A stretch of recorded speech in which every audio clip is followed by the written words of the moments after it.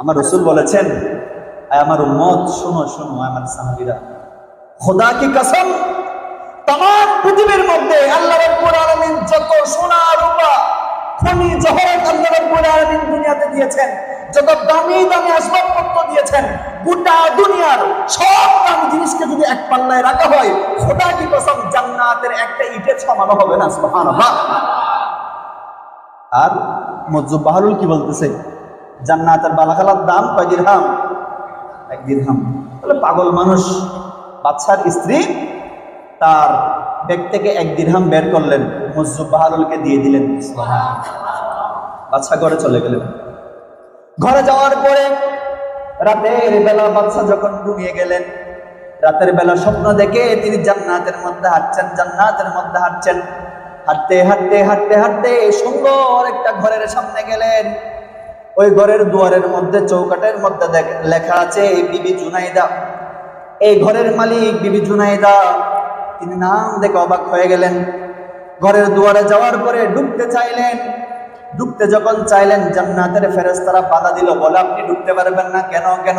কারণ নাম দেখেন এটা আপনার ঘর নয়, এটা আপনার বিবি জুনাইদার ঘর।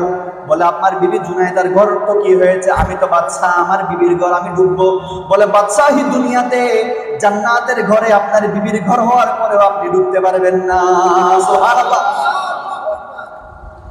বাদশা চিন্তা করছে, আল্লাহু আকবার, এটা কি স্বপ্ন দেখলাম? তিনি হয়রান হয়ে গেলেন, ঘুম ভেঙে গেল। হঠাৎ মনে পড়ল, আল্লাহু আকবার, আমি দিনের বেলা মুজ্জুব বাহরুলের কাছে গিয়েছিলাম। আমার স্ত্রী 1 দিরহাম দিয়ে মুজ্জুব বাহরুল থেকে একটা জান্নাতি বালাখানা কিনেছে, জান্নাতি ঘর কিনেছে। সুবহানাল্লাহ। স্বপ্নে যখন দেখলেন তিনি হয়রান হয়ে গেলেন।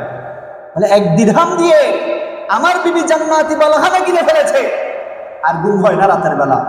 সকাল সকাল উঠে গেছে, ফজরের নামাজ আদায় করে বাদশা হারুন রশিদ রাস্তার মধ্যে বের হয়ে গেলেন। মুজ্জুব বাহরুলকে খুঁজতে খুঁজতে খুঁজতে খুঁজতে হঠাৎ করে তার দেখা পেলেন।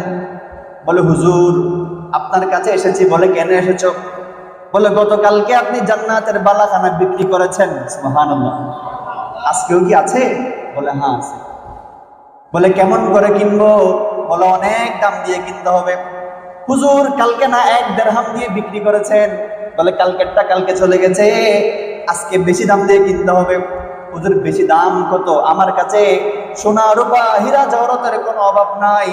মুজ্জুব বাহরুল বলে, তোমার এই সোনা রূপা হীরা জহরত দিয়ে হবে না। তোমার বাগদাদের অর্ধেক যদি না দাও, তোমাকে আমি বালাখানা দিতে পারবো না। সুবহানাল্লাহ।